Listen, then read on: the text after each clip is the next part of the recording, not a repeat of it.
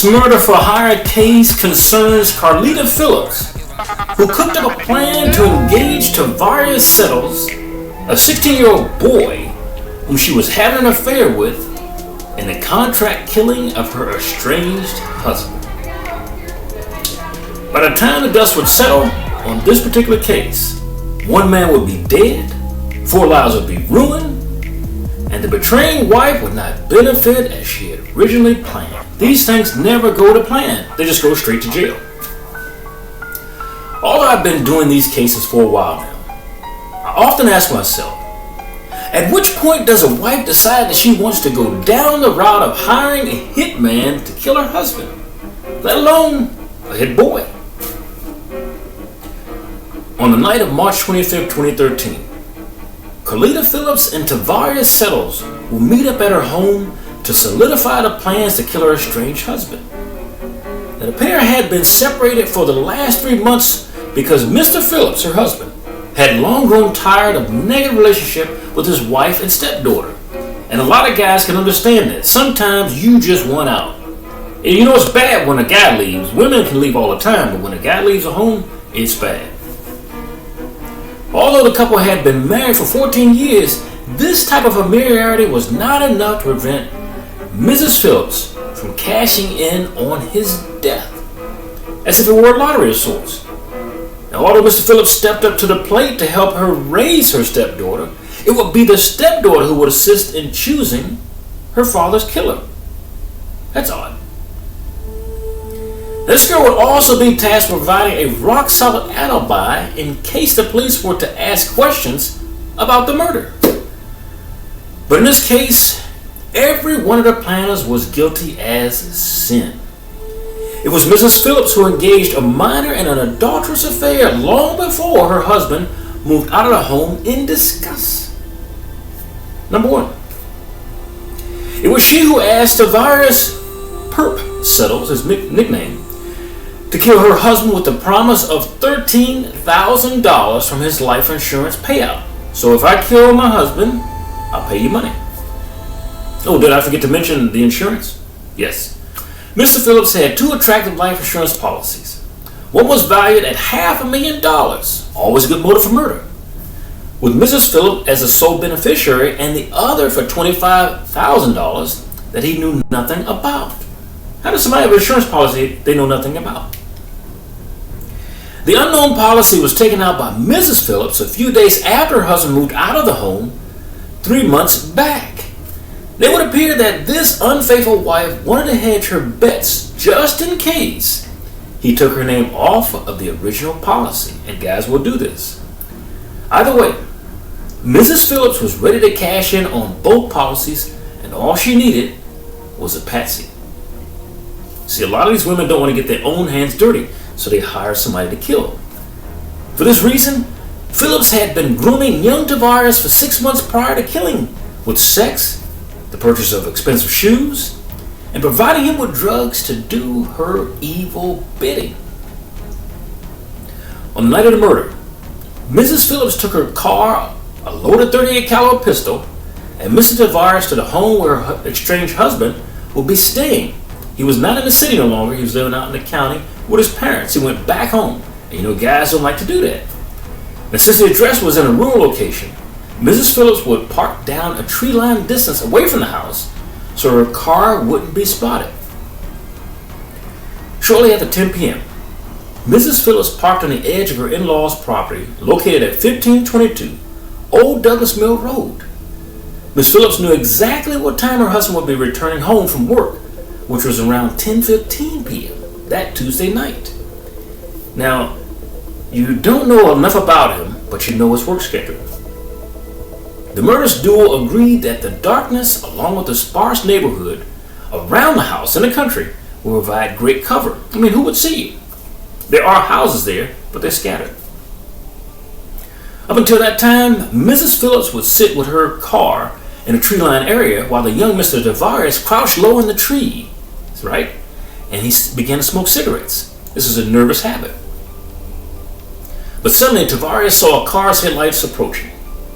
He put out his cigarette, grabbed a gun from its location, and made a sprint to the tree line to the left of the property, and headed stealthily for his target. Now, it was dark around this area. This is the country. Tavares was not seeking any direct confrontation, though, especially since he knew that his target was twice his weight and much taller than him. He knew this was a fight he would lose. Now, all Tavares was seeking was the element of surprise in this murder-for-hire plot. He wanted to get in and get out at the same time. He wanted to see around how to fight.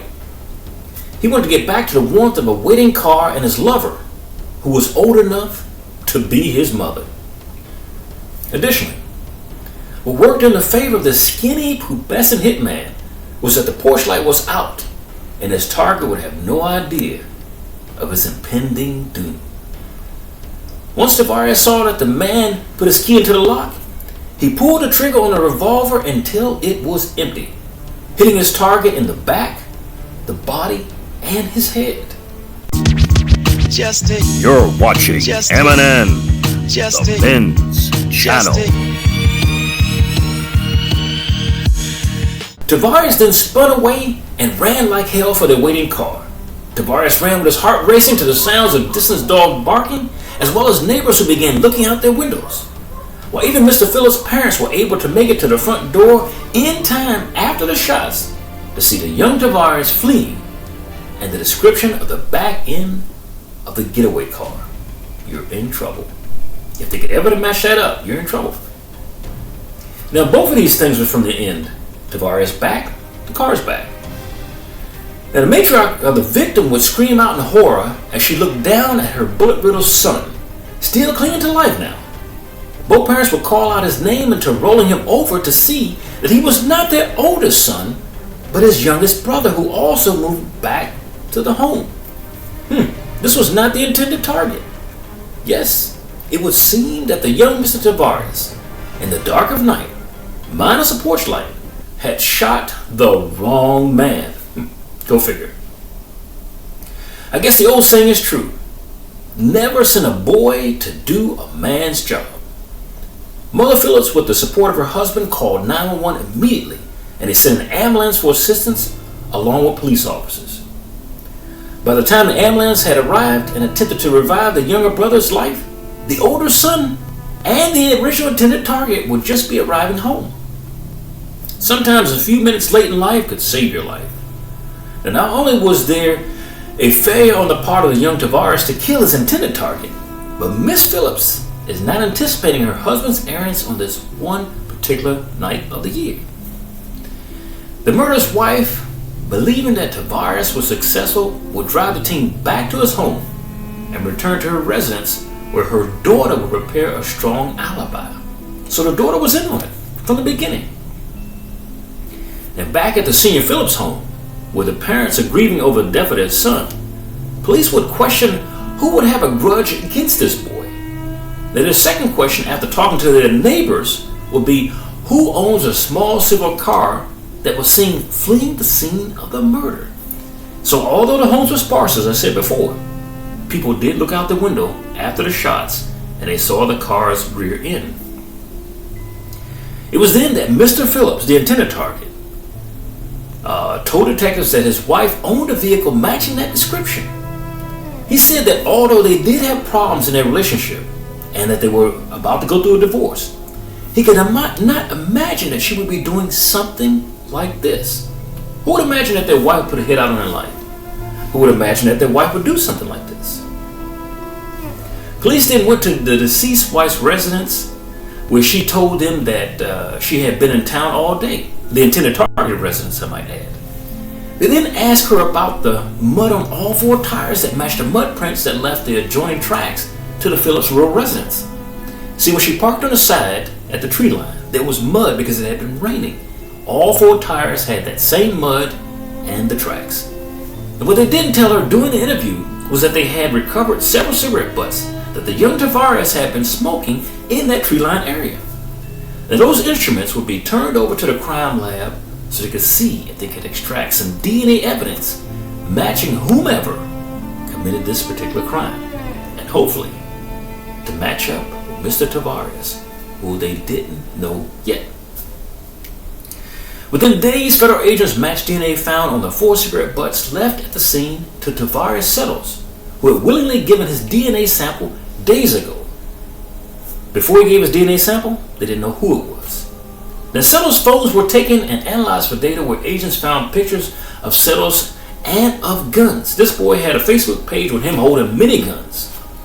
And one of the guns identified in the photos was a .38 caliber revolver.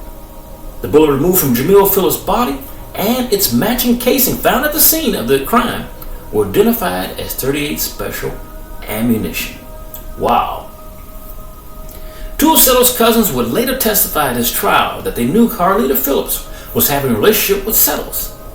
Anthony Moss of the cousins said Settles also told him Carlita Phillips had bought him shoes, clothing, and had given him money. You're watching M&N, the Men's Channel.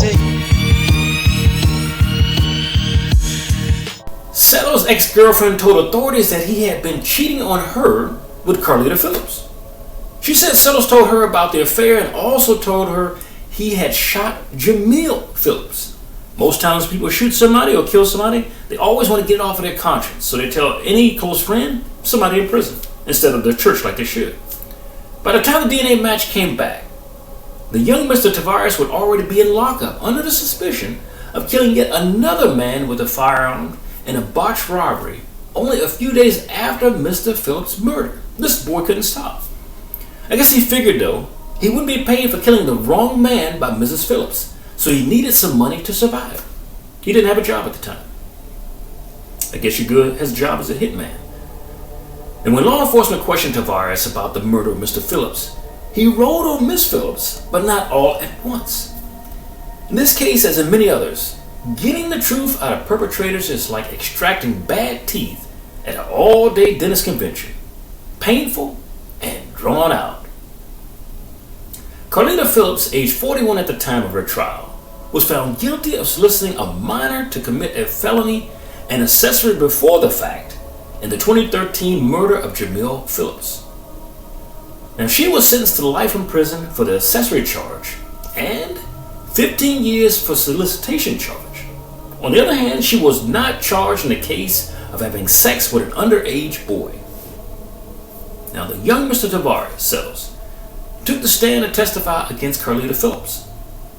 The old saying goes, what is that? There's no honor among thieves. In this case, it was no different. In his testimony, he admitted to shooting Jamil Phillips with a .38 caliber revolver at the request of Carlita Phillips. He also said he and Carlita Phillips were in a sexual relationship and that he was 16 years old at the time. Settles said Carlita Phillips drove him to the Phillips house and that he waited in a nearby tree line for a car to show up. When one did, he said, I just ran up and started shooting. He said he did it because Carlita Phillips offered him $13,000 out of the life insurance policy she would get from Dale Phillips Jr.'s death. Now, here's a woman who's getting $500,000 in one policy, $25,000 in another policy. Yeah, she's going to give you $13,000 to kill a guy. It's pretty cheap. At trial, Dale Phillips Sr., the father of the deceased, would say, me and my wife were at the scene. He says, I still see those images, those pictures every day. He said that one of the hardest things to face in court was Carlita Phillips herself, who had been married to Dale Phillips Jr. for 14 years. That's over a decade. He testified that she spent Christmas, birthdays, Thanksgiving at our house for 14 years straight, he said. The prosecutor for the state, Mr. Stumble, focused his closing arguments on the charges in Carlita Phillips' multiple statements given to law enforcement. She had several interviews prior to that court trial. He said when interviewed by police on the morning of March 26, she said she had been busy all day checking local pawn shops for jewelry that had been stolen from her apartment. Now, this did not occur for real. She made up the story. He said that she believed Dale Phillips Jr. was the one who had broken in and stolen it. So she believed that her estranged husband had stolen it. In later statements, she said she did not have knowledge of the incident. And in even later statements, she said she had asked Tavares the Settles to beat her husband up. So in a lot of these cases on this show, as well as Killer Wives, you always have the wife testifying that she asked the person to beat her husband up. I didn't ask him to kill him. As if there's a difference in the crime. Now, statements were read back where she said, her husband makes me sick. She said on December 20th of that year, when she asked Tavares Settles if he would hurt her husband, he said, I can make it happen. I'm serious. You know my boys don't play games, is what he said. This is according to her statements. She also acknowledged she knew his friend had shot people before. Now, in all of these cases, a lot of these wives have done to their husbands things they would not like done to themselves. Murder, robbery, kidnapping. Now, the jury deliberated for about 2 hours before delivering its verdict. Circuit Judge Frank Abbey Jr. said he was at loss for words regarding Carlita Phillips' crimes. He said, for you to involve a child in the commission of any crime, he said, the court finds that candidly, ma'am, quite reprehensible. Now, Addie also said Settles' murder of Greenwood area man, a different guy. Remember I told you he shot another guy? Prudencio Chiquin Cease may have been avoided if not for this first shooting. Now, Settles was sentenced to 45 years in prison on April 2nd earlier that year for the murder of Sis. He continued on by saying, by your actions, you very well may have sent Mr. Settles on a course where another life was taken. As I said before, this is what happens in the cases where people try to kill their spouse. For her involvement in the murder of her husband, she was given life in prison. Until we see you again next time, good night.